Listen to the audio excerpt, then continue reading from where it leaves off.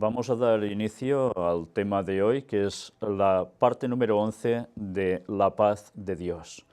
Y antes, como es habitual, vamos a empezar con una oración. Padre nuestro que estás en los cielos, una vez más, Señor, nos dirigimos a ti, para que en tu santo día nos des tu paz. Y que no solo sea en tu santo día, sino que la tengamos siempre con nosotros. Evidentemente, en tu día especial, sagrado, santo, apartado para ti, podemos disfrutar mucho más de esta paz en comunión directa con los hermanos y de un modo total durante todo el día contigo, apartados de los quehaceres cotidianos y sintiendo tu presencia plenamente con nosotros. Ayúdanos, Señor, a disfrutar siempre de tu palabra, a indagar en ella a fondo. Y te queremos pedir, Señor, que el Espíritu Santo nos vaya guiando a todo el conocimiento, a toda la verdad. Bendícenos, Señor. Cuida de tu pueblo alrededor de todo el mundo.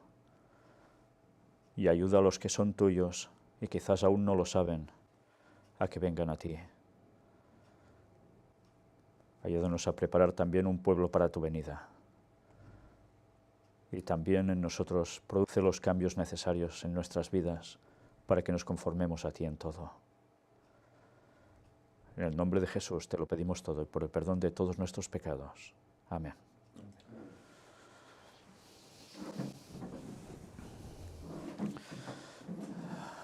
He de deciros que el tema de hoy ya empieza a ser ese punto de la cuestión en el cual vamos a entrar de lleno en polémica. Y en polémica no porque Dios sea un Dios de polémica, sino porque nosotros nos hacemos la polémica malinterpretando a Dios.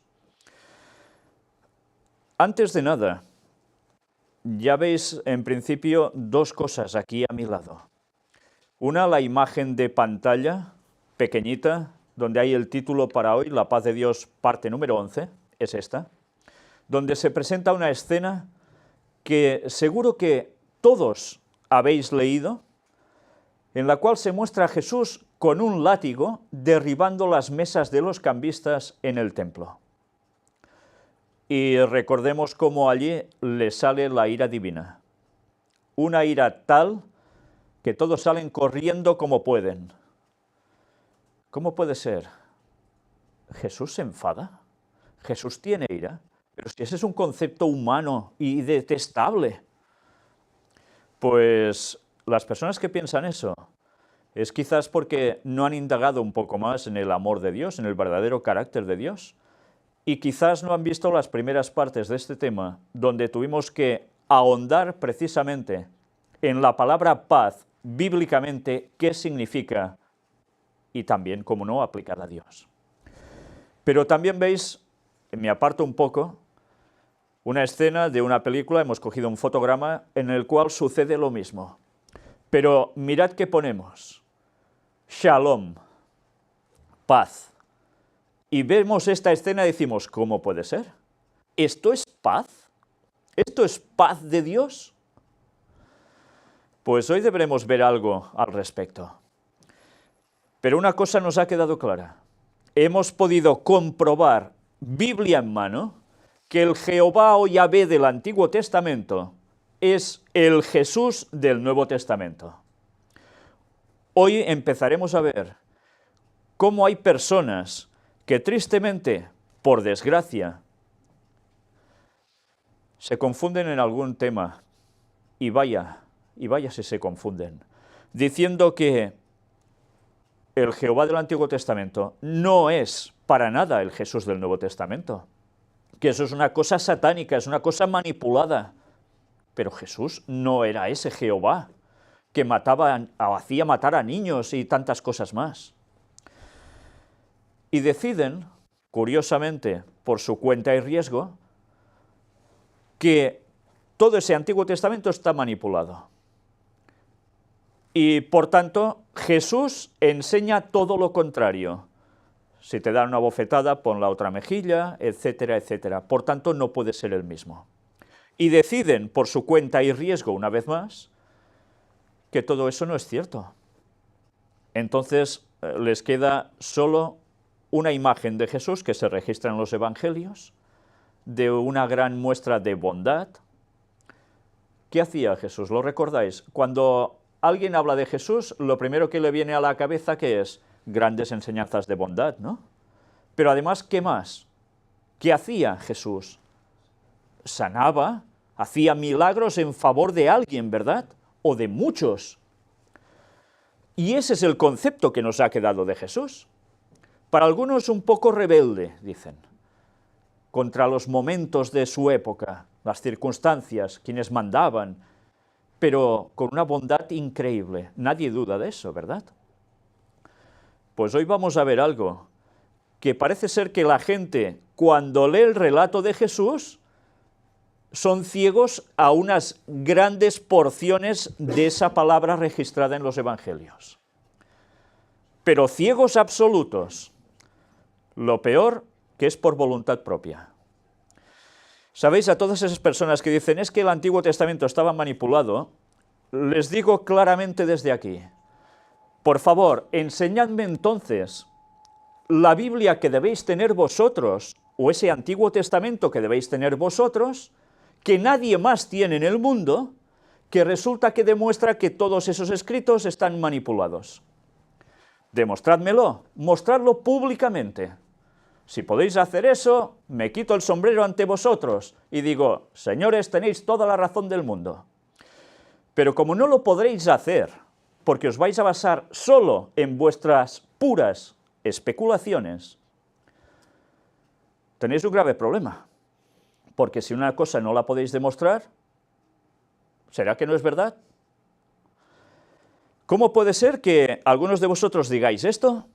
Y en cambio resulta que los judíos durante todas las épocas, los manuscritos más antiguos que se han hallado del Antiguo Testamento, resulta que siguen diciendo lo mismo que tienen nuestras Biblias. Ah, y que todas las sinagogas de todas las épocas han tenido los mismos escritos. Entonces, ¿cuándo se manipuló eso? ¿Lo manipuló el mismo Moisés a la hora de escribir? ¿Ya el Pentateuco? ¿Y después todos los que vinieron fueron manipulando también? Pues hay un grave problema, porque si resulta que los escritos más antiguos se corresponden exactamente con los más nuevos que se han hallado de los registros del Antiguo Testamento, ¿dónde encajamos esa interpretación? ¿Sabéis? Elena White dice, ¿quién tiene la autoridad, quién tiene el poder para decir qué está cambiado y qué no en el Nuevo Testamento y el Antiguo para desecharlo como me da la gana? Hay porciones concretas que han sido alteradas y eso se sabe de sobras, pero decir que toda esa cantidad de textos en el cual Yahvé aparece como un juez justo, misericordioso, sí, pero que aplica también lo que dice, eso resulta que no puede ser, ¿verdad? Pues si alguien es capaz de hacer de Dios diciendo qué parte de la palabra es buena y cuál no, pues ya se lo encontrará. Pero realmente tenéis un grave problema con Dios si pensáis eso. Lo que debemos hacer es, si nuestro criterio va por otros lados, por otras ramas tan alejadas del tronco y tan partidas, por desgracia, es ir otra vez a las fuentes, indagar y a ver si es que estamos entendiendo mal las cosas. Porque lo que debemos hacer es dejar el orgullo, dejar los prejuicios y preconceptos y centrarnos en su palabra para ver qué es la verdad. ¿No le dijo alguien a Jesús qué es la verdad? ¿Lo recordáis? Pilato. Hasta el mismo Pilato dijo qué es la verdad. ¿Y Jesús no la tenía la verdad? Pues si su palabra es verdad, la palabra es el verbo y el verbo se hizo carne, ¿quién es? El mismo Jesús. Pues no podemos ir contra Jesús, porque diciendo que el Yahvé del Antiguo Testamento no es el Jesús, cuando él mismo lo dijo y lo hemos demostrado, está yendo contra el mismo Señor. Por tanto, ¿quiere la salvación? No, no la quiere.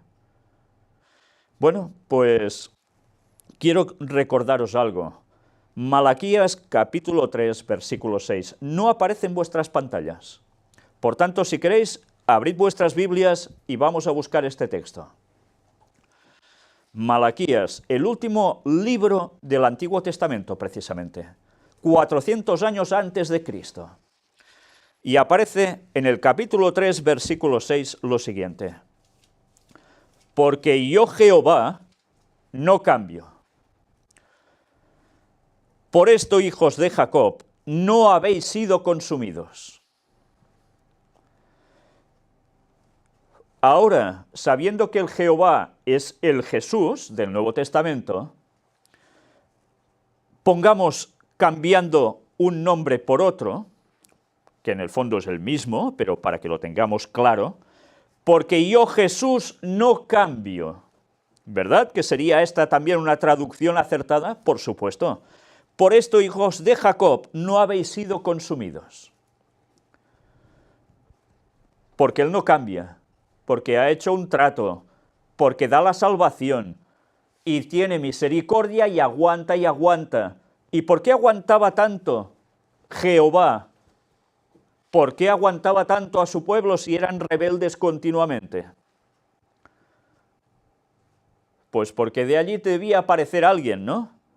Él mismo preservó a su pueblo, a pesar de lo que hacían muchos, buscándose un remanente siempre, para que al final de allí surgiera Él mismo naciendo de una virgen. Si no entendemos todo eso, malinterpretamos todos los conceptos sobre el mismo Jesús. Recordemos, Jehová no cambia, Yahvé no cambia, Jesús no cambia. Y si no cambia Jesús, entonces lo del Antiguo Testamento que está escrito y documentado tan bien, ¿qué debemos hacer con eso? Pues hoy nos vamos a llevar una sorpresa, porque vamos a coger los textos bíblicos solo del libro de Mateo, en los cuales muchos se van a quedar con una cara a cuadros. Porque hablamos mucho siempre desde el amor, ¿verdad? Jesús desde el amor.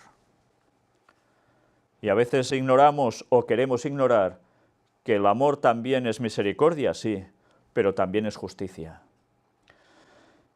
Pero antes de todo esto, vamos a adentrarnos una vez más, mirad por dónde, en las cosas del Vaticano.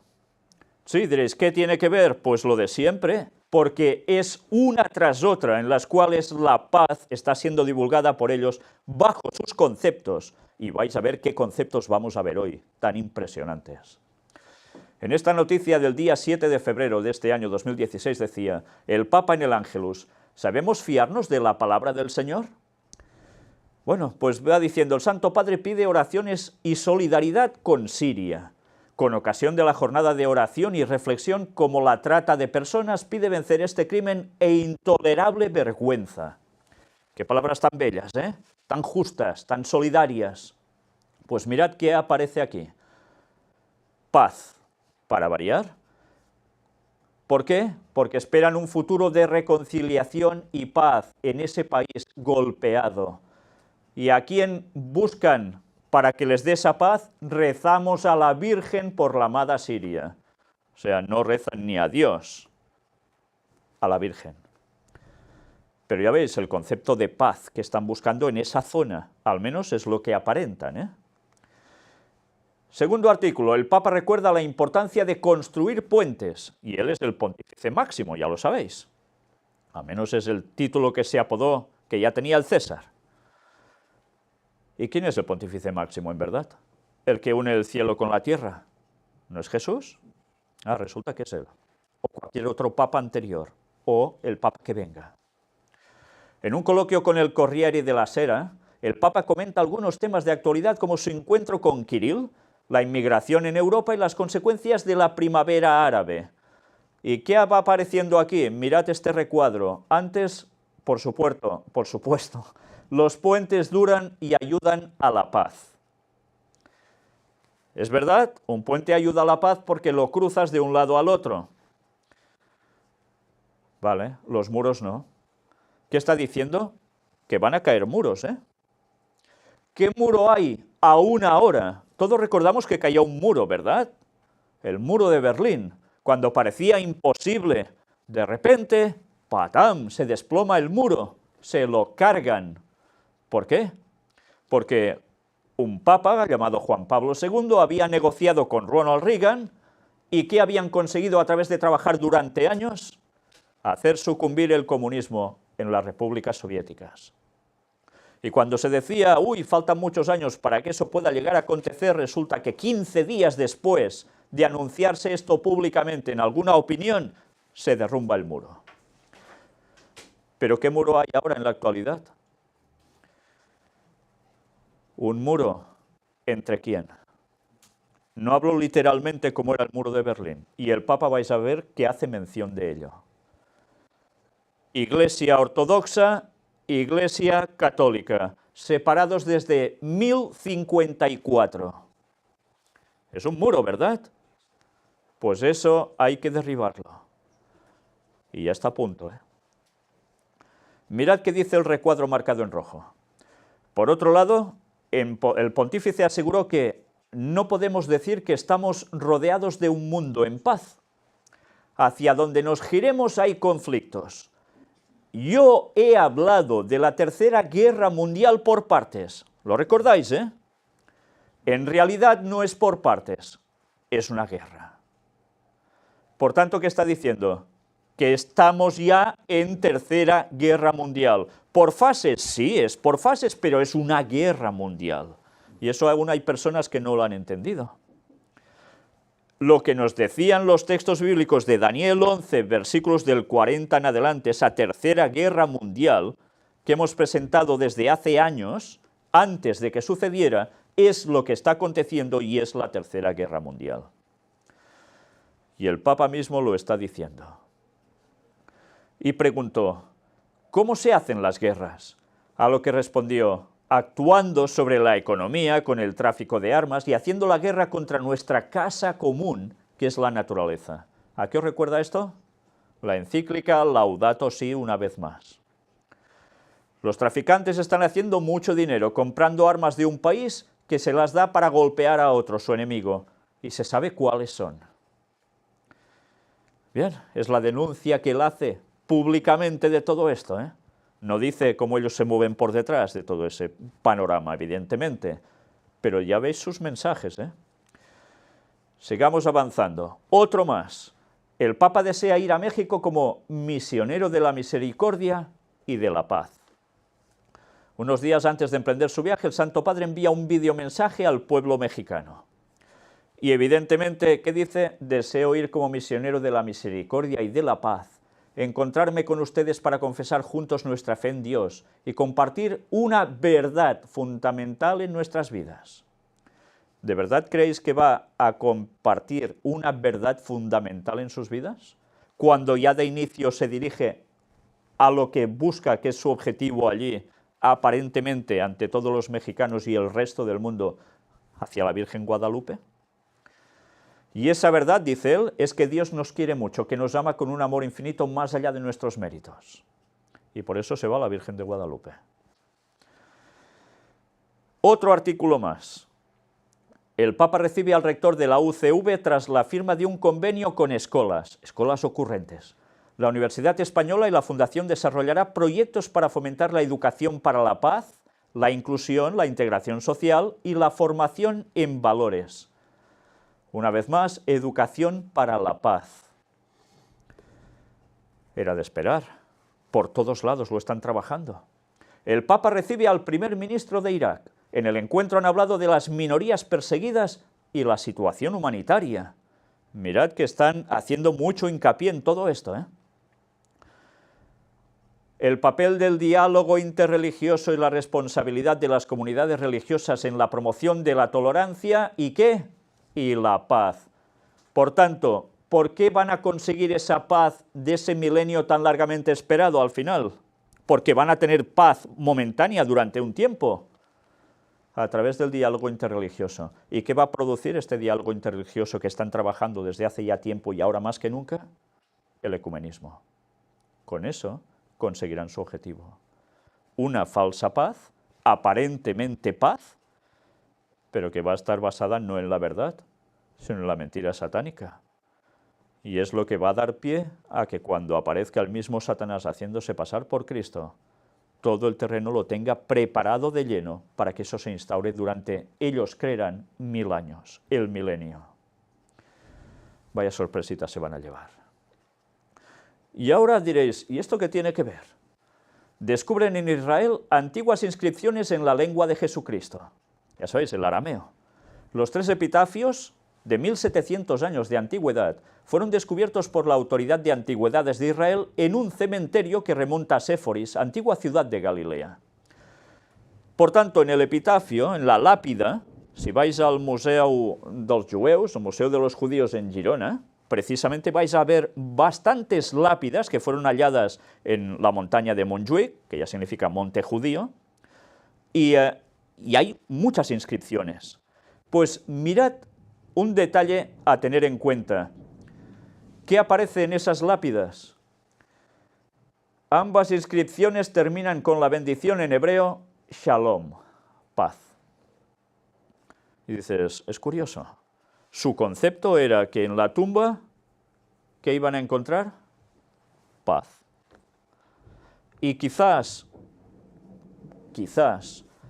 cuando se dice esa costumbre, cuando hay un entierro, descanse en paz, ¿lo recordáis? Es una frase muy conocida que sale por todos lados cuando hay entierros, descanse en paz. ¿De qué vendrá eso? Como costumbre. Pues ya lo veis, seguramente de los mismos judíos que ya decían esto. Bueno, pues es un dato a tener en cuenta, porque para ellos la tumba significaba ¿qué? Descanso, dormir, paz, claro. Bueno, pues aún hay otra noticia que yo creo que es la más vital de las que podíamos presentar esta mañana aquí. España. Líderes judíos, musulmanes, budistas y cristianos rezan por la paz. En un acto interreligioso, el cardenal Cañizares subraya que ninguna religión alienta la violencia. Y ya veis en la fotografía los representantes de distintas religiones de este mundo. Mirad, rezan por la paz y la convivencia en el mundo. Dios no divide ni enfrenta, Dios une y da la paz. La religión no divide ni enfrenta y prueba de ello es esta unión en oración hoy por la tarde. Estos conceptos son válidos aparentemente, ¿no? Después dice, siempre también hoy es posible la paz, si se quiere y busca verdaderamente, si no hay otros intereses que la impidan y se ponen sobre ella o se anteponen a ella. Cuidado, porque si no entras en esa concordia de esa paz que buscan, ya veis que directamente te antepones a ella, con algo. Sigue diciendo, el concepto de la paz, y lo están diciendo distintos personajes de los que allí aparecían, está absolutamente enraizado en la religión del Islam, siendo la búsqueda de la paz a todos los niveles un valor máximo dentro de los valores islámicos. ¿Qué más vemos? Reine la paz y el entendimiento desde todos los ámbitos de la vida, bien en su misma dimensión económica y social o en los ámbitos de lo militar y la política. No es en absoluto saludable para el creyente albergar sentimientos de ira, rencor u odio que rompan su paz interior. Mirad cómo ahora no solo es hablar de paz externa, sino interna. Sobre ellos la paz e iluminándolos con tu buen consejo. Esto ya lo dicen los judíos, ya no los islámicos. Y mirad ahora el Centro Vedántico de España, donde también dice, cuando un hombre se libera de todos los deseos que anidaban en su corazón, su alma descansa definitivamente en paz. Frases coherentes, ¿no? También ha dicho que el hombre que abandona el orgullo de la posesión, libre del sentimiento del yo y de lo mío, alcanza la paz suprema. ¿Están hablando de tener a Dios en su vida? No, ¿eh? Es lo que consigue el hombre por sí mismo. ¿Será a base de reencarnaciones? Porque si no... Luego, la Iglesia Española Reformada Episcopal habla también, bendecimos tu santo nombre porque has querido poner en nuestros corazones el anhelo firme de una paz duradera entre todos los individuos y todos los pueblos que hoy componemos la gran familia que tú creaste a tu imagen y semejanza. ¿Nos va recordando esto Laudato Si también? Mirad también qué aparece aquí. Arzobispado Ortodoxo de España y Portugal.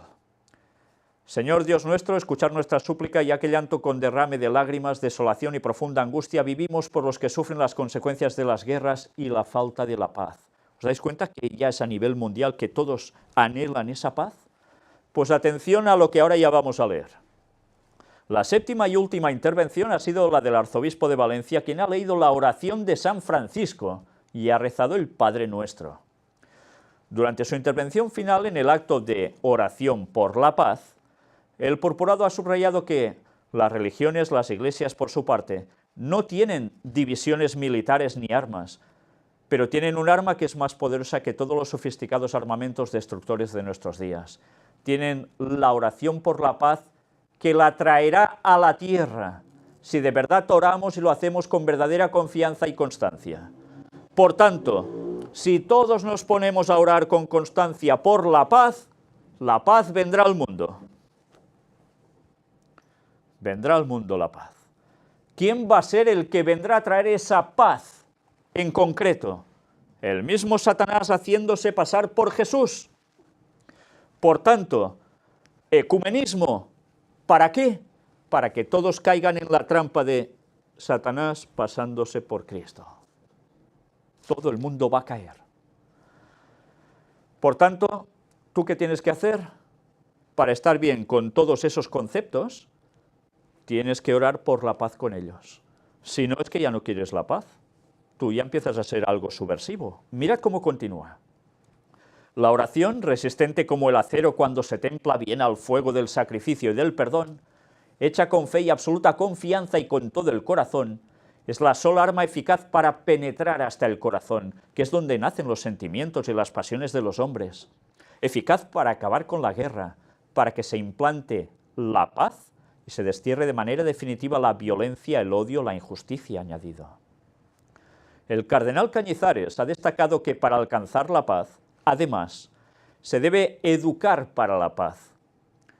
¿Entendéis lo de escuelas ocurrentes, no? Y esto es más urgente que nunca. Y atención ahora a esta frase. Porque los hombres, ante las tragedias violentas y destructoras que siguen afligiendo a la humanidad, están tentados de abandonarse a la resignación y al fatalismo, como si la paz fuera un ideal inalcanzable. Por tanto, si tú dices, esa paz no va a existir, resulta que tú eres un fatalista. Sí, por tanto, si tú profetizas lo que dice la palabra de Dios, resulta que eres un fatalista. Por tanto, no se podrá conseguir la paz, ¿por quién? Por culpa tuya, claro, porque estarás fuera de la norma. ¿Os dais cuenta realmente lo fuerte de estas palabras? Asimismo, ha animado a seguir apostando por la evidencia de que la paz es posible. Más aún, la paz es necesaria. Necesitamos la paz que exige dominar el afán que en todo hombre se da de sobresalir y de vencer, la intolerancia frente a los que piensan de manera diferente o la tendencia a la exclusión, ha insistido. Pues ya veremos a ver qué tendencia a la exclusión van a tener con los que decimos la verdad. Ya me gustará verlo en poco tiempo. Bueno, la verdad es que no me gustará verlo, pero va a pasar. Necesitamos la paz, que es fruto del cumplimiento de las bienaventuranzas, de la extinción de la causa de la violencia y de la ambición desmesurada del poder, de las riquezas, del interés propio y del egoísmo, ha explicado.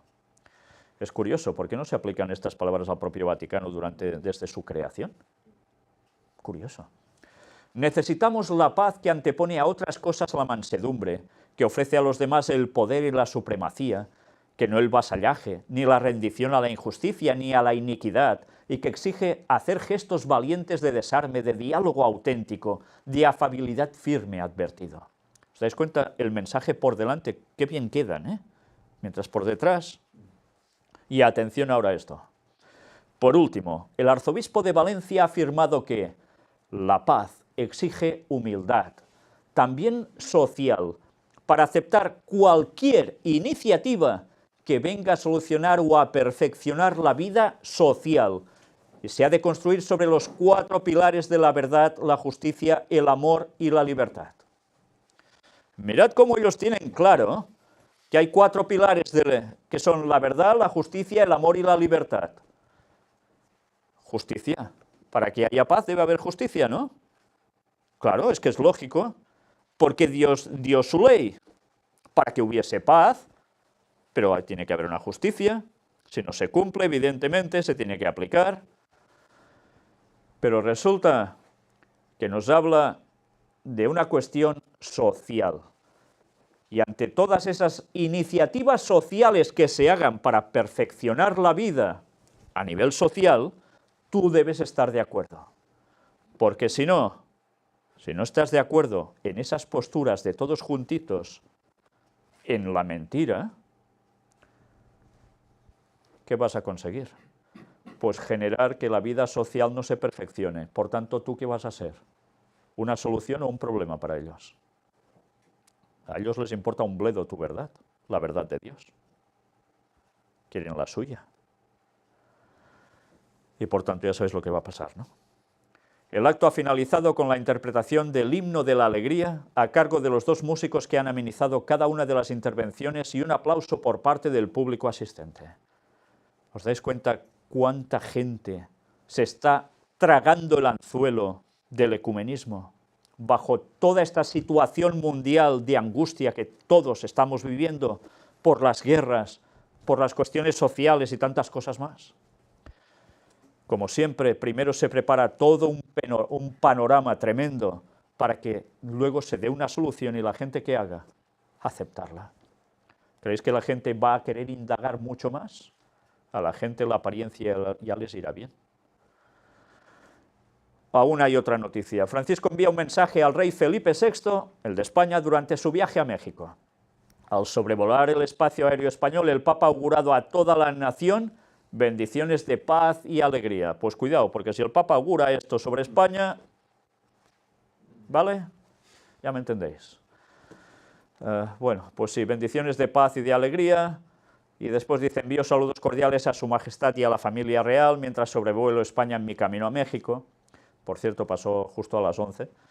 Les aseguro y también a todo el pueblo de la nación un recuerdo en mis oraciones e invoco sobre cada uno de ustedes bendiciones de paz y de alegría. Pues nada, es lo que hay, invocando ese tipo de paz. Pues nosotros dejamos ese repaso de noticias que ya veis en una semana las que han tenido que ver con la paz. Si antes había, ahora es desmesurado.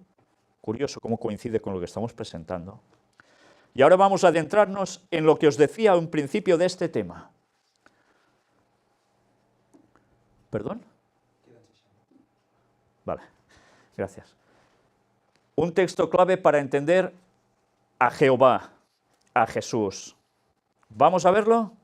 Si queréis poder seguir los textos con vuestras Biblias, Isaías 48, versículos 17 y 18. Mirad que vamos al Antiguo Testamento primero para centrar el tema. ¿Para centrar el qué? Entender al Jehová del Antiguo Testamento, entender al Jesús del Nuevo Testamento, que es el mismo. Así ha dicho Jehová, Redentor tuyo, el Santo de Israel. Yo soy.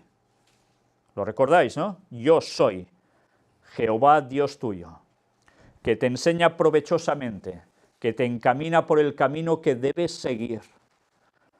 Oh, si hubieras atendido a mis mandamientos, fuera entonces tu paz como un río y tu justicia como las ondas del mar. Pero ¿qué hace el pueblo de Dios y el mundo en general? Casi todos, ¿Atienden los mandamientos de Dios? No. ¿Atendió el pueblo de Dios al cual se dirigía los mandamientos? No. No atendió. Por eso no consiguieron su paz como un río. Y se quedaron años y años después, desde Malaquías sin profeta. Y pensemos que esto lo escribe Isaías unos 600 años antes de Cristo. Y durante todas las etapas del pueblo de Dios, resulta que antes y después, hasta Jesús, no habían conseguido su paz como un río. Porque cuando aparece Jesús, ¿tienen paz como un río? Si tienen a los romanos allí y están amargados con ellos. ¿Tenían paz? No podían tener paz tampoco porque habían desestimado los mandamientos de Dios, y cuando se habla de mandamientos de Dios incluye el ¿qué? Toda su palabra. Ignoraban un montón de cosas y además las torcían. Y eso es lo peor. Pues bien, por tanto, entendemos que Jehová, Jesús son el mismo, el yo soy, y que si atendemos a sus mandamientos, tendremos paz como un río. Pero si nos da la gana de saltarnos alguno de esos mandamientos, porque por nuestros prejuicios, preconceptos y no sé cuántas tonterías más, nos va bien desestimar alguno de ellos, no vamos a tener esa paz como un río, por más que la busquemos. Bueno, pues ahora empezarán a venir las sorpresas para muchos.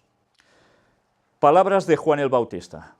Todos sabéis que Juan el Bautista era el precursor de la venida, de la primera venida de Jesús, del Mesías, y era el primo de Jesús. Cuando hablamos de Juan el Bautista, ¿qué imagen nos viene enseguida a la cabeza? El bautismo, ¿no? El diálogo que tiene con Jesús, lo bautiza. ¿Es todo lo que tenemos sobre Juan el Bautista? Juan el Bautista empieza a lanzar pétalos de rosa hacia los fariseos y hacia los demás. Eso sería paz, ¿no? Bajo los conceptos que nos están vendiendo, eso sería paz. Ira venidera. ¿Cómo? ¿Juan Bautista, ira venidera? Mateo 3:7.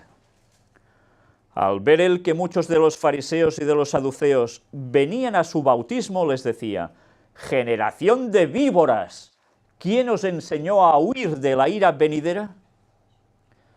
Bueno, vaya mensajito les dejaba, ¿no? ¿Veis aquí que les tire los petalitos para que vayan andando mientras se acercan a él para ser bautizados? ¿Les está acusando de lo que realmente eran? ¿Les está juzgando acaso? Juan Bautista, como profeta, decía las cosas tal como eran y les daba un mensaje de amonestación. Pero ¿os habéis fijado qué incluyen esas palabras? ¿Quién os enseñó a huir de qué? De la ira venidera. Por tanto, Juan el Bautista ya empieza a romper esquemas. Sí, esquemas para esa gente que va a decir de Jesús que todos son, como decimos en catalán, flors y violas, todos son florecillas, en definitiva, ¿eh? Ira venidera. Juan el Bautista estaba diciendo que iba a venir una ira. ¿A qué hacía referencia Juan el Bautista? ¿Una ira venidera? ¿Qué pasa con una ira venidera? ¿Es alguien que se enfada y se le pasa el enfado y se acabó? ¿Creéis que es eso? ¿O es que algo va a producirse en el mundo en pocos años que va a ser definitivamente una ira divina, que va a poner a las cosas en su sitio, a la gente en su lugar, y a algunos a un lugar que les va a gustar muy poco? Pues bien, ya nos adentramos en el tema escabroso para muchos, y ahora son precisamente centradas en las palabras de Jesús. Y ahora sí que me gustaría que todos cogieseis vuestras Biblias mientras vais siguiendo el texto, porque, oh, qué cosas. Resulta que en las palabras de Jesús hay 45 veces registradas en Mateo, solo en el Evangelio de Mateo, connotaciones que tienen que ver, y dichas por Jesús, sobre juicio, infierno, recompensa y justicia. ¿Qué cosas? Pero Jesús no iba sanando, no iba diciendo bondades, y empieza a hablar de juicio, infierno, recompensa, justicia. Pero no se va a salvar todo el mundo, dicen muchos. Pues si Dios es tan bueno, solo a algunos quizás puede pasar algo raro. ¿Sí? Pues estad atentos a cada versículo de los que vamos a leer, porque ya os digo que son 45 textos impresionantes, que cuando hacéis la comparativa con el resto de cosas, yo no sé exactamente la proporción de las que hizo y dijo Jesús. Cuando veis todos esos 45 textos, decís, pues son muchos, muchísimos de todas las palabras que Jesús pronunció o hizo en actos también y quedaron registrados. Y cuando una cosa son 45 veces, 4 más 5 son 9. ¿Y sabéis qué significa eso? Juicio. Juicio. Pues vamos a comprobarlo. Empezamos por Mateo capítulo 5, versículos del 20 al 22. Porque os digo que si vuestra justicia no fuere mayor que la de los escribas y fariseos, no entraréis en el reino de los cielos. Oísteis que fue dicho a los antiguos, no matarás, y cualquiera que matare será culpable de juicio. Pero yo os digo que cualquiera que se enoje contra su hermano será culpable de juicio, y cualquiera que diga necio a su hermano será culpable ante el concilio. Y cualquiera que le diga fatuo quedará expuesto al infierno de fuego. Vaya palabras de amor de Cristo, ¿no? Vaya paz. Pues sí, esta es la paz de Dios. Esta es la paz auténtica de Jesús. Para que haya paz debe haber justicia. Ahora imaginaos que desciende Cristo, instaura su reino aquí en la tierra, como algunos creen que va a pasar, así de buenas a primeras, y mira, unos hacen cosas malas, otros no sé qué, y sigue habiendo paz absoluta. Unos matan, no pasa nada, otros empiezan a insultar al otro, no pasa nada, y Jesús dice hasta en vuestros pensamientos, por eso vais a pasar juicio. Y al final les dice, quedarás expuesto al infierno de fuego. Bueno, recordemos, maticemos, y ya lo digo para anticipar a cualquier resto de textos que podamos encontrar así, el infierno de fuego. Bíblicamente, no es el lugar donde está, como aquí se dice, en peraguteru, en una caldera un demonio allí, ñaca, ñaca, pinchando y con fuego, y venga, más madera y más quemando durante toda una eternidad. No, no es ese el concepto bíblico. El concepto bíblico de infierno es cuando al final, después del milenio, hay la resurrección de todos los impíos, los que no han sido salvos. ¿Y qué sucede? Que son destruidos por fuego. Unos queman más tiempo que otros. El último en morir, quemado, es el mismo Satanás porque es el originador del mal, del de todos nosotros. Pero no van a durar eternamente, quemándose. Por tanto, el concepto de infierno de Dante nada tiene que ver, el que ha aceptado la Iglesia Católica, con la verdad, porque eso sí que sería una injusticia divina, Eso sí que sería un Dios despreciable, vaya que sí lo sería. Pues ya veis qué palabritas de Jesús, pues hala, preparaos porque ahora vienen unas cuantas más. Mateo 5, del 27 al 30. Oísteis que fue dicho, no cometerás adulterio. Pero yo os digo que cualquiera que mira a una mujer para codiciarla, ya adulteró con ella en su corazón. Por tanto, si tu ojo derecho te es ocasión de caer, sácalo y échalo de ti, pues mejor te es que se pierda uno de tus miembros y no que todo tu cuerpo sea echado al infierno. Y si tu mano derecha te es ocasión de caer, córtala y échala de ti, pues mejor te es que se pierda uno de tus miembros y no que todo tu cuerpo sea echado al infierno. Por tanto, ¿qué dice? ¿Que se va a salvar todo el mundo? Mirad, ¿Alguien puede sacar conclusión de esos dos textos? Que Jesús dice, tranquilos, no va a haber juicio, no va a haber nada que os parezca malo. Mateo 6, del 1 al 6. Guardaos de hacer vuestra justicia delante de los hombres, para ser vistos de ellos. De otra manera no tendréis recompensa de vuestro Padre que está en los cielos. Recompensa, Cuando pues des limosna, no hagas tocar trompeta delante de ti, como hacen los hipócritas en las sinagogas y en las calles, ya sabéis, ese cuerno que tocaban anunciándose, mira que doy limosna, y todos, hola, qué bueno, mira cómo da limosna. Para ser alabados por los hombres, de cierto os digo que ya tienen su recompensa. También tendrán su recompensa, Y vaya que se la tendrán. Mas cuando tú des limosna, no sepa tu izquierda lo que hace tu derecha, para que sea tu limosna en secreto, y tu Padre que ve en lo secreto te recompensará en público. Recompensa. Si hay recompensa, ¿qué quiere decir? Que hay ¿qué? Un juicio de valores, ¿no? Un juicio retributivo. Y cuando ores, no seas como los hipócritas, porque ellos aman el orar en pie en las sinagogas y en las esquinas de las calles para ser vistos de los hombres. De cierto os digo que ya tienen su recompensa. Mas tú cuando ores, entra en tu aposento y cerrada la puerta, ora a tu Padre que está en secreto, y tu Padre que ve en lo secreto, te recompensará en público. ¿Os dais cuenta? Hay un juicio de valor por parte de Dios para dar recompensa a unos y a otros lo que merecen. Bueno, pues aún hay más. Os he dicho que hay 45, ¿eh? Mateo 6, 14 y 15. Porque si perdonáis a los hombres sus ofensas, os perdonará también a vosotros vuestro Padre Celestial. Mas si no perdonáis a los hombres sus ofensas, tampoco vuestro Padre os perdonará vuestras ofensas. ¿Qué cosas, eh? Resulta que cuando Jesús va hablando, va soltando continuamente cuestiones de juicio. Juicio total, ¿eh? Total. Mateo 6, del 16 al 18. Cuando ayunéis, no seáis austeros, como los hipócritas, porque ellos demudan sus rostros para mostrar a los hombres que ayunan. De cierto os digo que ya tienen su recompensa. También se lo van a encontrar, ¿eh? Pero tú cuando ayunes, unge tu cabeza y lava tu rostro, para no mostrar a los hombres que ayunas, sino a tu Padre que está en secreto. Y tu Padre que ve en lo secreto, te recompensará en público. Una vez más.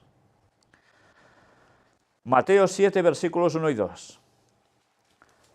No juzguéis para que no seáis juzgados, porque con el juicio con que juzgáis, seréis juzgados, y con la medida con que medís, os será medido. ¿Y por qué no recuerdan la gente estas palabras? Que tanto les molesta el pensar que Jesús aplicaba justicia y decía que va a haber una justicia total. Dice, no juzguéis para que no seáis juzgados. ¿Qué hizo Juan el Bautista en el primer texto que hemos leído? ¿Estaba juzgando? ¿Estaba juzgando Juan el Bautista? Más que juzgar en sí, que bajo ese concepto que podemos entender, estaba diciendo una gran verdad, una evidencia. Evidentemente hay un juicio de valores, pero inspirado por Dios podía decir las cosas claras. Y eso no era juzgar, era una evidencia. ¿Y por qué se hacía eso? Por si aún podían llegar a cambiar, que recapacitaran, ¿verdad? Bueno, pues mirad aún más cosas. Mateo 7, 13 y 14. Entrad por la puerta estrecha, porque ancha es la puerta y espacioso el camino que lleva a la perdición, y muchos son los que entran por ella, porque estrecha es la puerta y angosto el camino que lleva a la vida, y pocos son los que la hallan. ¿Qué es esto? Una vez más, ¿salvación de todos? ¿Verdad que no? Salvación de unos pocos en comparativa con los otros muchos. Mateo 7, versículos del 21 al 23. No todo el que me dice, Señor, Señor, entrará en el reino de los cielos, sino el que hace la voluntad de mi Padre que está en los cielos. Muchos me dirán en aquel día, Señor, Señor, ¿no profetizamos en tu nombre y en tu nombre echamos fuera demonios y en tu nombre hicimos muchos milagros? Y entonces les declararé, nunca os conocí, apartaos de mí, hacedores de maldad. Bueno, esto no es aplicar justicia. Y vimos que la paz de Dios significa esto, ¿eh? O estás con Dios haciendo las cosas bien, o eres enemigo total de Dios. ¿Participando plenamente de quién entonces? De Satanás. ¿Y Satanás va a ser salvo? ¿Cómo lo van a ser los que sirven a Satanás? ¿Os dais cuenta que las cosas no cuadran? No sé si os habéis fijado en un detalle interesante. Entrará en el reino de los cielos. Y se nos está enseñando con ese tema ecuménico que el reino de los cielos va a ser aquí en la tierra. ¿Sí? Que cuando venga el Mesías, que todas las religiones esperan, que resulta que no va a ser el auténtico Jesús, sino que va a venir previamente el mismo Satanás haciéndose pasar por Cristo, ¿dónde va a instaurar su reino? ¿En el cielo? ¿En la tierra? En cambio, cuando venga el auténtico Jesús, ¿hay el milenio de paz en la tierra? No. Entrarás en el reino de los cielos porque te irás con él. ¿Os dais cuenta cómo hay doctrinas que caen por su propio peso solo en pocas palabras en un texto? Mateo 8, del 10 al 12. Al oírlo Jesús se maravilló y dijo a los que le seguían: de cierto os digo que ni aun en Israel he hallado tanta fe. Por una situación previa. Y os digo que vendrán muchos del oriente y del occidente, y se sentarán con Abraham, Isaac y Jacob, ¿dónde? En el reino de los cielos. Mas los hijos del reino serán echados a las tinieblas de afuera, allí será el lloro y el crujir de dientes. Por tanto, todos se van a salvar. Por tanto, Jesús no va a poner paz cuando antes en el otro texto hemos dicho que él mismo estaba citando que es el que lo va a juzgar todo. Mateo 10, del 11 al 15. Mas en cualquier ciudad o aldea donde entréis, informaos quién en ella sea digno y posad allí hasta que salgáis. Y al entrar en la casa, saludadla. Y si la casa fuere digna, vuestra paz vendrá sobre ella, mas si no fuere digna, vuestra paz se volverá a vosotros. Y si alguno no os recibiere, ni oyere vuestras palabras, salid de aquella casa o ciudad y sacudid el polvo de vuestros pies. De cierto os digo que en el día del juicio será más tolerable el castigo para la tierra de Sodoma y de Gomorra que para aquella ciudad. ¿Y cómo terminaron Sodoma y Gomorra? ¿Cantando por soleares? Fulminados. Fulminados. Y dice que en el día del juicio, porque habrá día del juicio, aún tendrá más benevolencia sobre Sodoma y Gomorra, los habitantes de allí, que para los de esa ciudad, que no han querido aceptar la verdad en Jesús. Resulta que no habrá un día del juicio. Dios es malo si hace juicio, ¿verdad? Vaya conceptos. Y ahora pasamos al otro extremo cuando hay hasta pastores adventistas. ¿Te acuerdas, Josep? Que Dios no castiga, ni castigará. Vaya vergüenza de pastores. Deberían coger sus credenciales y quemarlas. Irse a trabajar de cualquier cosa si los quieren en algún sitio, porque como pastores son una desgracia para el pueblo de Dios y para el resto del mundo, porque en vez de advertirles de lo que viene, no, todo es romántico. Quieren un Jesús romántico, no quieren un Jesús auténtico, verdadero amor, no serie televisiva. Mateo 10, 21 y 22. El hermano entregará la muerte al hermano y el padre al hijo, y los hijos se levantarán contra los padres y los harán morir. Y seréis aborrecidos de todos por causa de mi nombre. Mas el que persevere hasta el fin, éste será salvo. Por tanto, dice que todos serán salvos los que perseveren hasta el fin. Bueno, estáis viendo palabras agradables de Jesús todo el rato, ¿verdad? ¿Son agradables? Bueno, si lo miramos fríamente, no, porque dices, ostras, se va a perder un montón de gente. Pero por el otro lado, para los que queden, ¿no van a ser agradables?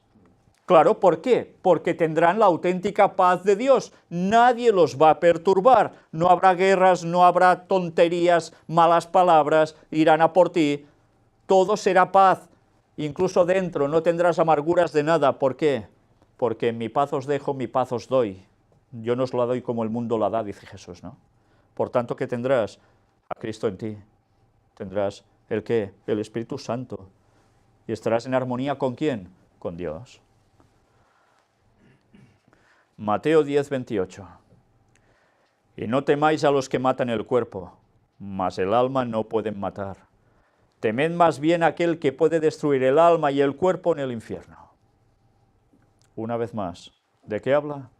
Destrucción. Va a haber destrucción Vaya que se lo va a ver.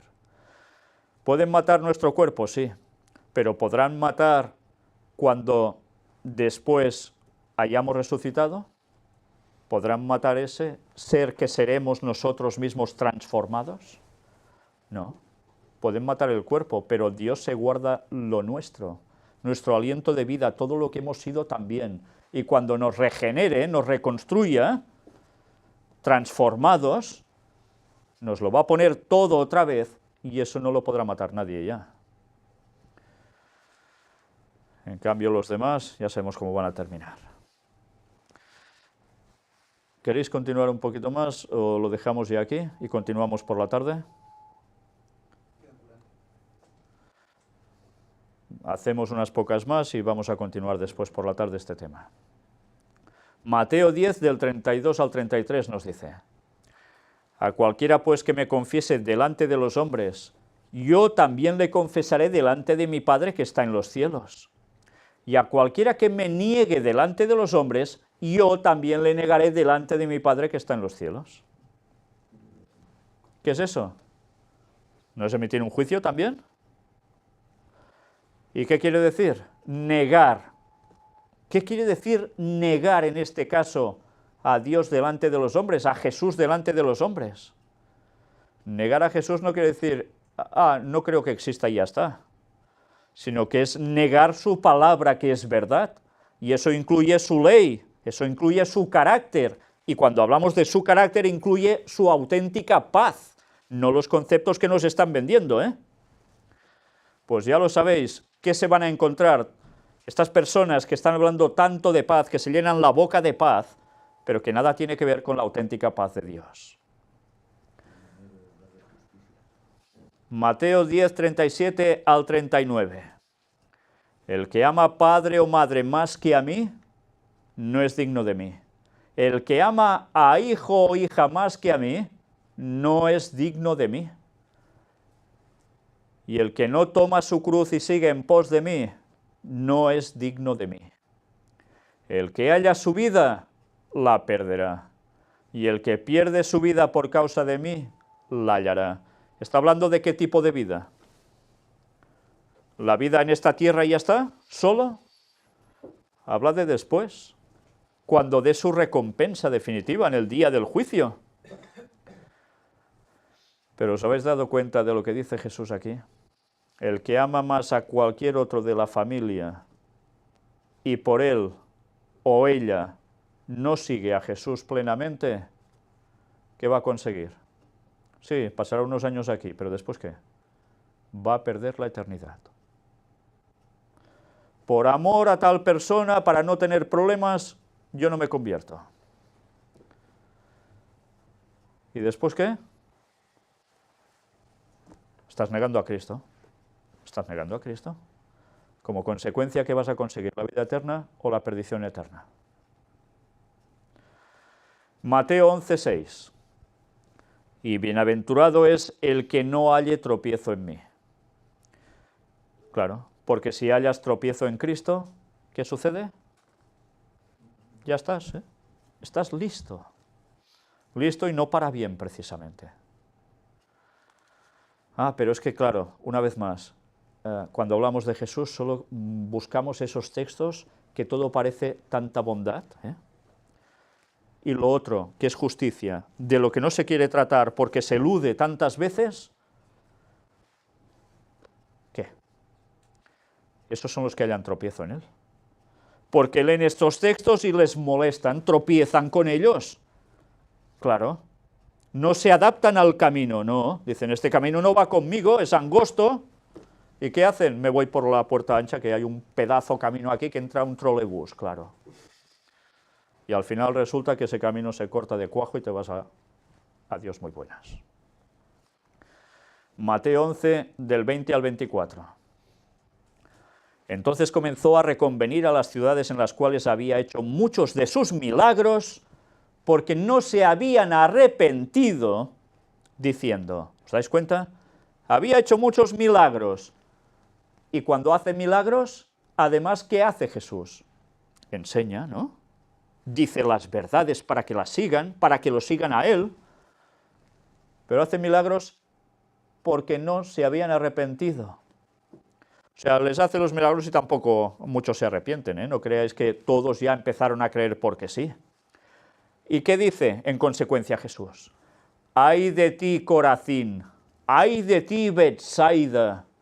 Porque si en Tiro y en Sidón se hubieran hecho los milagros que han sido hechos en vosotros, tiempo ha que se hubieran arrepentido en cilicio y en ceniza. Por tanto os digo que en el día del juicio será más tolerable el castigo para Tiro y para Sidón que para vosotras. Estaba hablando de quién, comparativa. Tiro y Sidón, ¿qué eran? ¿Pueblos de dónde? Los filisteos, ¿no? Y que ya vimos en la Biblia, y lo mostramos en estudios bíblicos y en la conferencia número 5, si no recuerdo mal, del gran engaño, cómo Tiro y Sidón tuvieron esos problemas y estaban profetizados y se cumplieron exactamente tal cual. Pues resulta que aquí Jesús se dirige a Corazín y Betsaida, que eran ciudades de dónde, poblaciones de dónde, del pueblo de Dios, teóricamente, ¿no? Y resulta que de arrepentirse, nada de nada.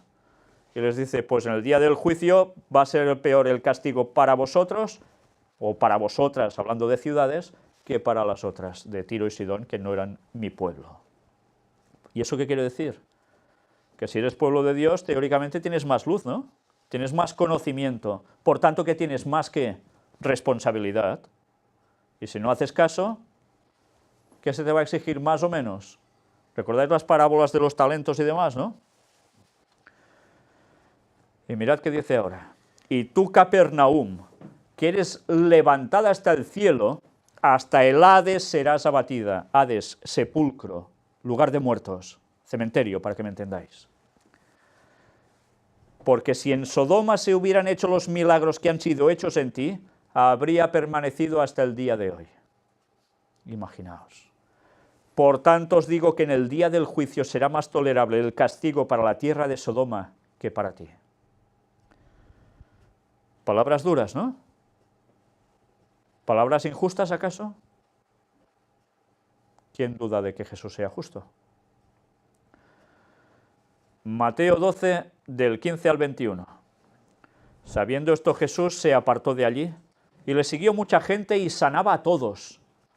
Y les encargaba rigurosamente que no le descubriesen, para que se cumpliese lo dicho por el profeta Isaías, 600 años antes de él, cuando dijo: He aquí mi siervo a quien he escogido, mi amado en quien se agrada mi alma. Pondré mi espíritu sobre él y a los gentiles anunciará, ¿qué? Juicio. No contenderá ni voceará, ni nadie oirá en las calles su voz. La caña cascada no quebrará y el pábilo que humea no apagará, hasta que saque a victoria el juicio. Y en su nombre esperarán los gentiles. En su nombre esperarán los gentiles. ¿Qué quiere decir esto? Pues que habría gentiles que se iban a convertir mientras los suyos propios, nada de nada, lo iban a rechazar. Y los gentiles son prácticamente, ¿quién? La mayor parte de la población mundial en comparación con los judíos, ¿no? Pues habrá muchos que esperarán, ¿el qué? La victoria en el juicio de Cristo. Y van a ser salvos. Pero él habla de juicio. ¿Y de dónde lo extrajo Jesús? De Isaías. ¿Qué está haciendo Jesús al decir esto? ¿Que Isaías no era inspirado por Dios? Si está diciendo que esto es correcto, está diciendo que el libro de Isaías es correcto, ¿no? Entonces, ¿quién soy yo para decidir que esto del Antiguo Testamento no es inspirado, es manipulado, y esto me gusta, me lo quedo? Es inspirado por Dios. ¿Os dais cuenta? Que estamos emitiendo un juicio sobre el mismo Dios, tan deplorable que nos va a costar precisamente la perdición. Mateo 12, 27. Y si yo echo fuera a los demonios por Belcebú, que era el príncipe de los demonios, Satanás, ¿por quién los echan vuestros hijos? Por tanto, ellos serán vuestros jueces. Mirad, una vez más, jueces. Impresionante, ¿eh? Y está hablando de gente teóricamente del pueblo de Dios. Y vamos a terminar con este. Mateo 12:30. El que no es conmigo, contra mí es. Y el que conmigo no recoge, desparrama. Por tanto, la auténtica paz de Dios, la auténtica paz de Jesús, la auténtica paz del Yahvé o Jehová del Antiguo Testamento, que es el mismo Jesús también. Si no estás con Él, ¿qué? ¿Cómo estás con Él? En contra. No hay vuelta de hoja. Y si no recoges con Él, ¿qué haces? Desparramarlo todo por el suelo. Desecharlo todo. Mirad si es importante estudiar bien la palabra de Dios. Porque esas personas que quieren ser tan listos, tan doctos, es necesario que los que somos unos pelandruscos, los que no hemos estudiado teología, pero queremos servir al Señor, mostremos la verdad al mundo, porque los sabios en conocimiento lo rechazan. Dios tiene que usar lo necio del mundo, ¿para qué? Para dar el mensaje al mundo. Qué triste. Cuando hay personas tan bien capacitadas, que son capaces de decir esto a la perfección, con grandes palabras y elocuencia.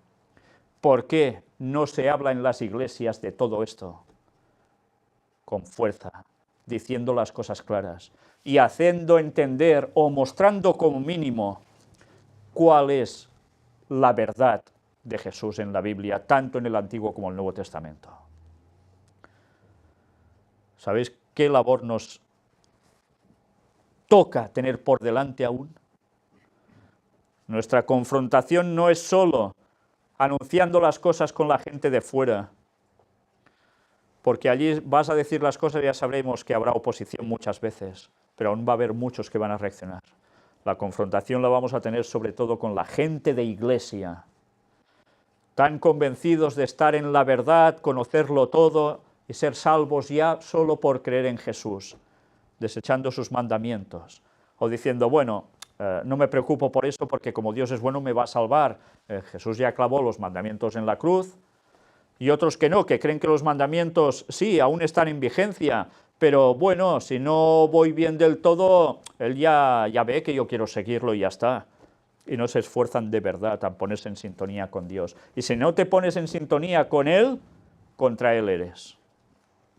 Y ya vemos lo que va a pasar en el día del juicio, ¿verdad?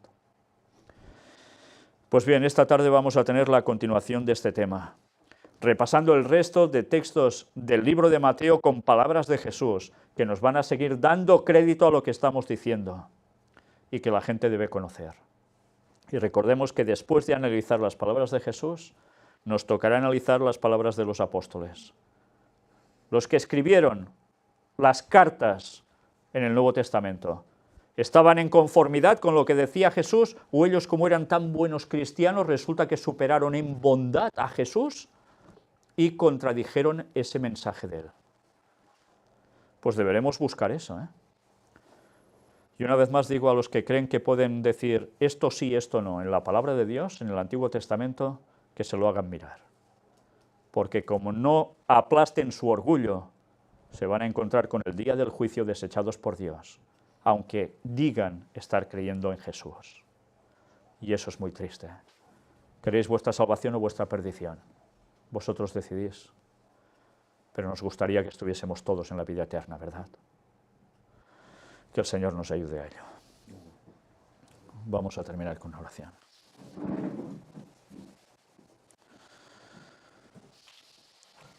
Padre nuestro, solo podemos darte gracias, infinitas gracias, porque tú nos puedes transmitir tu auténtica paz, la auténtica verdad en Cristo, la que queremos y anhelamos, porque para nada queremos ser rivales, sino totalmente al contrario, plenamente unidos a ti, Señor. Queremos que el Espíritu Santo habite en nosotros. Queremos cumplir tu voluntad en todo, perfeccionarnos y poder ser de los 144.000, si es tu voluntad, que podamos estar vivos en pie cuando Cristo venga a buscarnos. Señor, ayúdanos a ser valientes, a afrontar la vida en las circunstancias que tenemos y dar el paso de seguirte siempre, cueste lo que cueste. Aunque tengamos problemas en casa, problemas con los amigos, problemas en el trabajo, problemas con la sociedad, problemas con el mundo religioso, con quien sea. Pero tú eres el único que nos puede dar la vida eterna, los demás no. Tú eres el único que nos puede dar la auténtica paz, los demás no. Y te queremos pedir, Señor, que nos la des, que nos ayudes a ser valientes y fuertes para tomar las determinaciones que tú quieres, Señor, en nuestras vidas. Y que una vez lo hagamos, y si ya lo hemos hecho, que no nos echemos atrás por nada ni por nadie. Danos fuerzas para ello, Señor, y para seguir dando al mundo este mensaje final que tanto necesita conocer, para que salgan de Babilonia, salgan del error y vengan a ti y puedan ser salvos. Ayúdanos, Señor, porque solos no podemos. Gracias por los méritos impresionantes de Cristo al hacer tanto por nosotros y derramar su sangre en la cruz. Gracias por su intercesión aún en el cielo. Te queremos pedir, Señor, que nuestro nombre esté apuntado en el libro de la vida para siempre y que no se borre jamás, Señor. Perdona todo lo que hacemos mal, todas nuestras palabras, todos nuestros pensamientos, y ayúdanos a ser como tú eres. En el nombre de Jesús te lo pedimos todo, Señor. Amén.